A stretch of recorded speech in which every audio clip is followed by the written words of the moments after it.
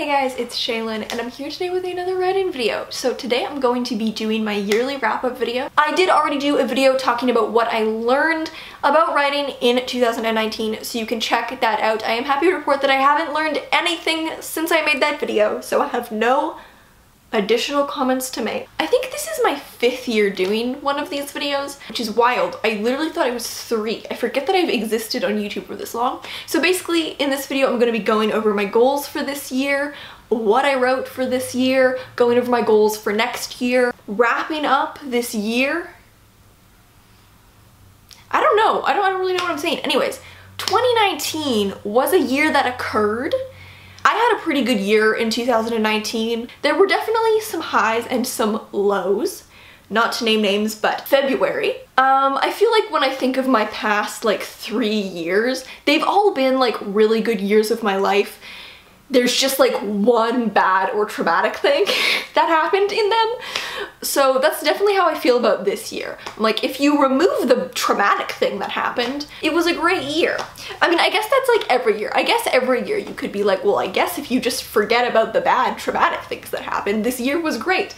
Other than the traumatic thing in which I had to call the police because I feared for my own safety, and the situation extended for many months and was never resolved. Truly a highlight of the year when many people saw me crying in my school's library cafe because I thought I was going to be murdered.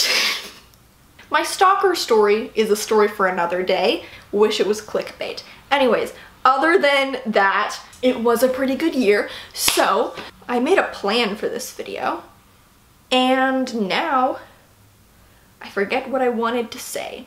It's especially weird this year because it's like the end of the decade. 2010 was the year that I started writing my first novel. So I thought I would start with a little bit of like a yearly wrap up and kind of cover what I wrote this year.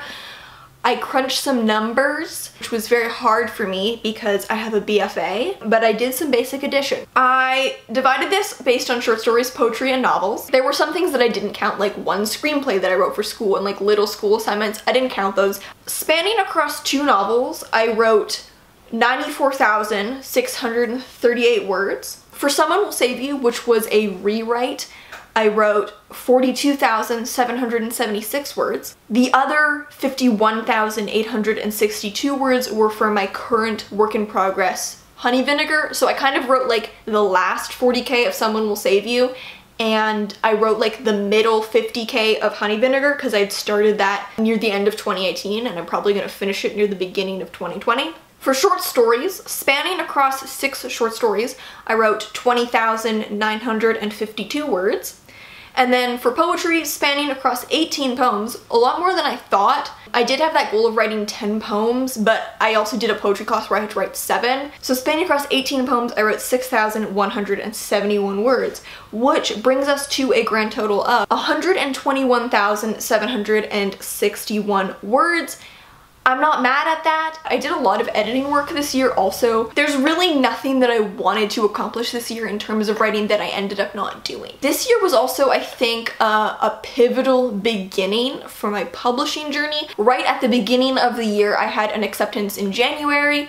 A lot of you guys may have read this story. My story, I Will Never Tell You This, was published in The Puritan. That came out in May. In September, I had a second acceptance for my short story Barefoot. That's not out yet. That will be coming out next year. I'm not sure when, possibly the winter issue, so possibly in February. Now let's take a look at my goals. So last year I had 3 writing goals, 3 personal goals, and my reading goal. So let's start with my personal goals. I did meet all of my personal goals.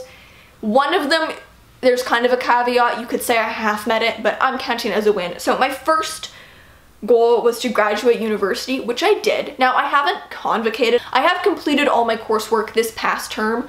Proud owner of a BA. The only thing that's disappointing is that I ended up getting a BA instead of a BFA. The reason I got a BA is because at my school, they're the same degree. They have all the same core courses, but they just depend on what electives you take. So to get a BFA, you need to take fine arts electives, not in the writing department. So you have to take like some theater electives or whatever. And I didn't really take a lot, like I took like 1 film class, but I wasn't really interested in a lot of fine arts electives, so I took a lot of like arts electives. Like I took some philosophy classes, I took some sociology classes, and so because of that I ended up getting a BA. I've been mocking myself for getting a BFA for years. I've been calling myself an idiot with a BFA. It's a BFA in my heart.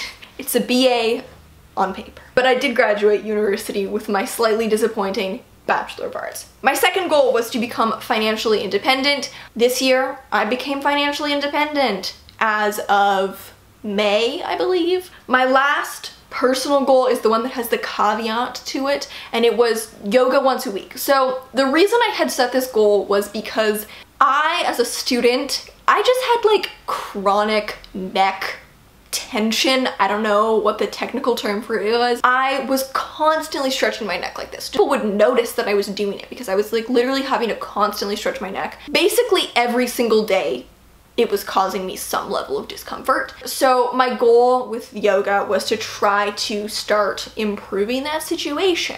And I'm glad to say that it really did. Now, the reason there's a caveat with this one is because the goal was technically yoga once a week. I didn't really start this until May. And then starting in May, I started like a regular habit. So I will consider this a win because I established a regular habit, and I will say the neck pain situation has improved dramatically. So now let's go into the writing goal. I had 3 writing goals. So the first goal was the most important goal, and it was to finish rewriting Someone Will Save You, and this was a success. I did complete this task. I will say that I did, if you watched the video from last year, say that I wanted to be done by June, and that did not happen. I finished this project in November. This book I really didn't work on until October. There was 1 week where I wrote about 10,000 words, and that was in late March, I believe. But other than that 1 week, I did not touch the book until October, and then I finished the book up in October and November. The timing wasn't exactly predicted correctly, but the main goal was just to be done, and I did complete that.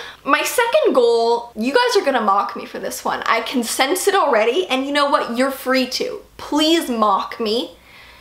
It's fine. I deserve it. So the second one was to get CreateSpace copies of my old books. If you guys have been around for a while, you may have seen the past 4 or 5, however many yearly updates I've done.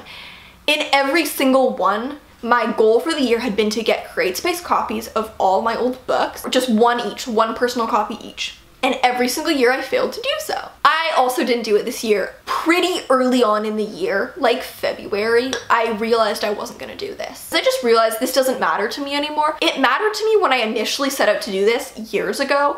I thought it'd be really nice to have like a personal copy of all my books. There are 2 books that I did get personal copies of at the time of writing them. I don't even have them with me. Like, they're at my mom's house. Most of them are in a storage box. It's not really something that is valuable to me anymore. It's not something I feel like I need. It's not something I feel like I want. It just had no value to me. It was just a lot of time for something that I don't need. I don't need to truck around 7 copies of all my old books every time I move. It's just not something that I felt was going to enrich my life. And I kind of realized, like, well, that's why I haven't done it, is it just doesn't really matter to me anymore. So we're laying this goal to rest. This is not gonna be a goal anymore, ever again, because it just doesn't matter to me. And then the last goal was the tentative goal. I think I said in the video, I rewatched the video a couple days ago to refresh myself of everything I said. See if there were any goals that I like completely forgot about. And the last goal was to finish Honey Vinegar, ? And I basically said in the video, I have no idea if this is realistic or not. This could be super realistic, it could be super unrealistic, so maybe I'd like to do this, but it wasn't really a goal. So I didn't complete this, and I'm gonna talk about this when I talk about my goals for next year. I did not finish Honey Vinegar. I made about 52,000 words of progress on it, plus like 14 chapters of editing. So I feel very good about the progress I made with Honey Vinegar. And then my last goal for 2019 was my reading challenge. I set my reading challenge quite low. I only set it to 25 books, like low for me. And that was low because in 2018 I read 60 books, so I was pretty sure it would not be hard to achieve 25. And I kind of felt like maybe the 60 books in a year was a fluke. I absolutely demolished this goal. I read 72 books. I don't have any personal or life goals this year. I only have writing goals. I mean, I kind of have personal life goals. I'm not gonna talk about them because they're kind of vague. I don't really know how to explain them. I'm only gonna talk about my writing goals. So the first one is the most important one. and it's to finish a clean draft of Honey Vinegar. I haven't just been writing it straight through. I've been writing it and editing it as I go. I call it the clean draft, not the first draft, because there are parts of the book that have seen 10 drafts. So my goal, if you like follow me on my Write Club, which is where I track my goals, my goal is set to December 31st of 2020. I do not think it's going to take me this long. Now that I've started working on the book again after my break for that little Someone Will Save You stint, it's going pretty quickly and I have a pretty clear trajectory to the end of the book. The book probably needs 20 to 30,000 more words, but I do think that this will be done in the first half of the year, if not the first third of the year. That's my main goal. I do want to make 2020 a year where I'm really focused on Honey Vinegar. The only goal I've set is to finish the first draft, but I do intend to take the book quite a few steps beyond that. My next goal is a pretty small one. It's just like a pretty small project, but I'm throwing it in here because it is important to me that I do it, and it's to rewrite Symbiosis. So Symbiosis is one of my short stories. It was actually one of the first stories I ever wrote. It was the third story I ever wrote. I wrote it back in early 2017. I'm really not happy with it. Like, I've shared it online, it's been published, but I'm really not happy with it. And I was so unhappy with it that I was considering not including it in my collection. This story was so pivotal in creating the whole tone of my collection. Like, I feel like this story was really pivotal for me as a writer, and I feel like this story almost encapsulates everything that this collection is. For a long time, I was planning on it being the last story in the book. I would like to adapt it to a novel someday, and I feel like to, first of all, be excited to adapt it to a novel and to include it in the collection, I need to fully rewrite it. I did make a video earlier this year on me line editing a portion of the book, or of the story. Doing that line edit kind of made me realize that, like, I just need to rewrite the whole thing, like I did with Melting Point a couple years ago. Last year. Start from scratch, rewrite it, and I think I'll be a lot happier with it. My third goal is to start my next book, which is Holding a Ghost. So the reason I'm including this is because, like I said, I want to be a year where I work really deeply on Honey Vinegar, but because I think I'm gonna finish Honey Vinegar pretty early in the year, I can't foresee myself taking 8 months straight through to just edit the book and not have another project to draft. And I assume there will probably be points in time where I either need to let the book sit, and I think there will also probably be times where, like, other people are reading the book for feedback purposes, and at that point I'm also probably not going to be working on it. So I'm going to need another thing to draft, and that thing is going to be Holding a Ghost. So I've known for a while that this was going to be the next book that I wrote. I love Honey Vinegar. I adore working on Honey Vinegar. I'm really excited about working on it over the course of the next year, but Holding a Ghost is also a project that I'm close to, that I'm really excited to write. It's been sitting in my head for a while. I don't think that will happen too early in the year, but at some point I would like to start working on it. I do not intend to finish it, even though I don't think it's going to be a very long book. And then my last goal for the year is another fairly small one, and it's to start submitting poetry. Started writing poetry this year, and I don't think I'm that good at it or anything, but there are a couple poems I've written that I really like, and I think with some attention and some editing, they could be submittable. I don't necessarily know if they're publishable. I don't have any goals to publish poetry, I just want to submit it. I think it would be good to get into the habit of doing that, because, like, I have some poems that I like, and I think it would be good to submit them. I just have never submitted a poem, so for some reason it seems kind of scary. And then the final thing I'll talk about is just my reading challenge for the year. The past 2 years I've set my reading challenge at 25 and greatly exceeded it. So this year I'm gonna set my reading challenge to 50 books, and the caveat with that is I want to reread 3 books. I reread books all the time as a kid. I haven't reread a book in years, and I think it's because I feel like I need to be productive. Like, there are so many books that I want to read. I can't stop to reread a book, but there are a lot of books that I love that whenever, like, someone I know reads them and is talking about them, I'm like, oh my god, I want to reread this. To wrap up this video, I just wanted to say a huge thank you for getting me to 50,000 subscribers. And I know this might seem hard to believe, but I genuinely really don't care about the numbers. At most points in time, I could not tell you, even within a ballpark, how many subscribers I had. It wasn't until people messaged me to tell me that I'd gotten 50,000 subscribers that I knew I was even in the vicinity of 50,000. I thought I was still, like, way back in, like, the early 40s. I really don't care about the numbers. I really never have. I know that probably sounds hard to believe, like what person on YouTube doesn't care about the numbers? But I really haven't. It's never been my goal to reach this amount. I've never felt like it was a source of validation or anything. It's just something that is cool when it happens. It's like, oh my god, 50,000 people wanted to listen to me talk.